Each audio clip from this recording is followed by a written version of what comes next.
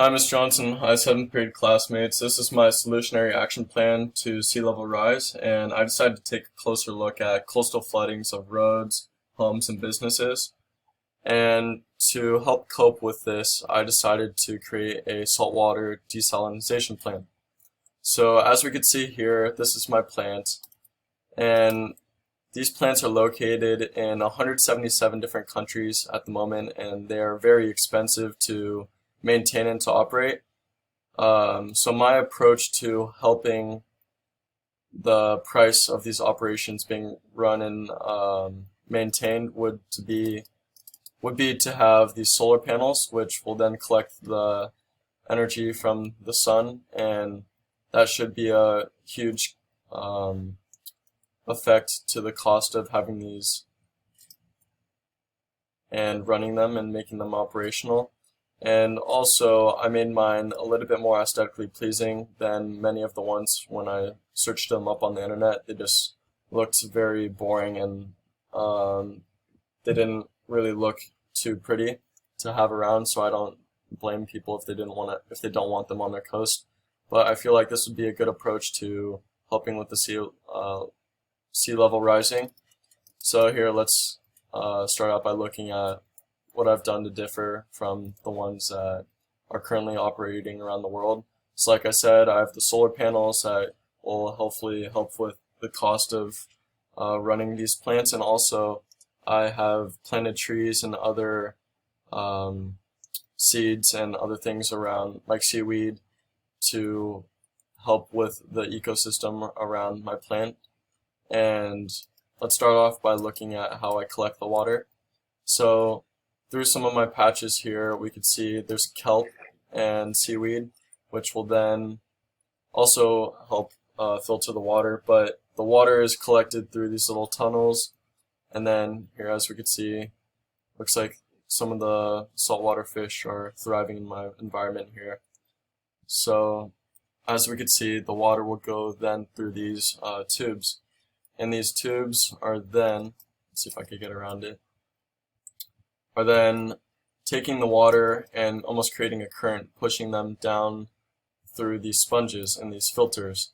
And these filters are also very effective and also very cheap, unlike a lot of the ones that we see in some of the plants around the world today. So the water will then go through these currents and get pushed through these filter system. And then, as we could see over here, we had a lot of sea life going on outside of my plant. So if a fish or some sort of sea creature does get caught through the current, it will then be filtered through here and be put out back into the ocean, so it will be able to live again and have a happy life. And we can see that the fish will come out there if they do get caught. But if something were to go wrong, I could always turn off my plant, and as we can see, these pistons will then shut off the water going on there. Then the sponges will eventually finish filtering the water that's currently absorbed in them. So I'll make it operational again. And then, as we can see, the water is getting filtered through the sponges, and then, like I said, the fish will then get sent back out through there if they are caught in the current. But then anyways, we'll continue on our path, and we see the water's gonna get filtered through the sponge, and then we'll eventually end up over here through 1, 2, 3, 4, 5, 6, 7 more filters. But there are many more filters underneath here, and eventually, by the time we get to around, I think I counted 10 total, to the 10th filter, it should be perfectly fresh water to drink, which will then be collected in a reservoir and should help with the drought California is currently in, and will also help with some of the wildfires we're having in California. So